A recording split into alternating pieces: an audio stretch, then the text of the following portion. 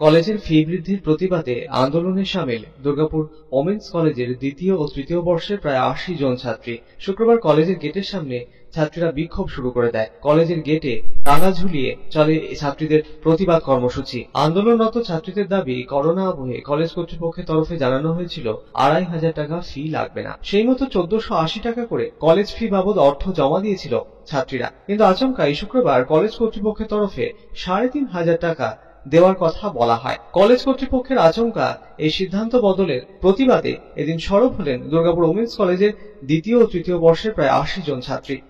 আমাদের যে কলেজ ফিস বা এক্সাম ফিস যেটা আমাদের নেওয়া হয়েছিল সেটা জিপি প্রেসিডেন্ট উনি এসে করে আমাদেরকে কমিয়ে সেটা ১৪৮০ টাকা বলেছিলেন দেওয়ার জন্য। তো আমরা সেটা সবাই ১৪৮০ টাকা পেমেন্ট ক্লিয়ার করার পরও আজকে ৩ মাস পর সেটাকে এসে করে আরো ৩৫০০ টাকা প্রিন্সিপাল ম্যাম আমাদের কাছ থেকে চাইছেন।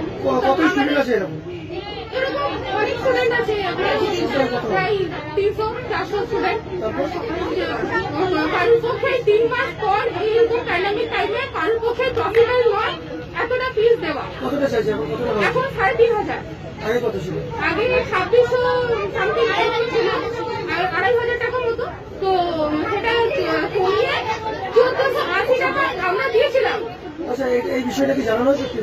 এই বিষয়টা প্রিন্সিপালকে জানানো হয়। আগেরবার যখন আমাদের বিক্ষোভ হয় তখন প্রিন্সিপাল ম্যাম আমাদের কাছে বলেন যে তোমরা আমাকে না জানিয়ে তোমরা কোনো বিক্ষোভে আসবে না।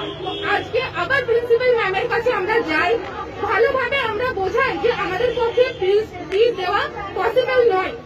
প্রিন্সিপাল ম্যাম আমাদেরকে বলেন যে তোমরা তো এই ফিসটা তোমাদেরকে দিতেই হবে এবং আগের ১১০০ টাকা বাকি ছিল সেটাও তোমাদের ক্লিয়ার করতে হবে। খবর পেয়ে ঘটনাস্থলে পৌঁছয় সিটি সেন্টার ফাঁড়ির পুলিশ।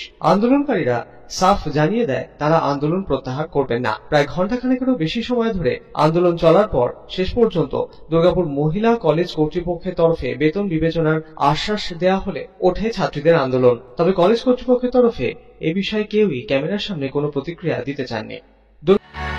ডেইলি নিউজ আপডেটের জন্য সাবস্ক্রাইব করুন আমাদের ইউটিউব চ্যানেল, ফলো করুন আমাদের ফেসবুক পেজ।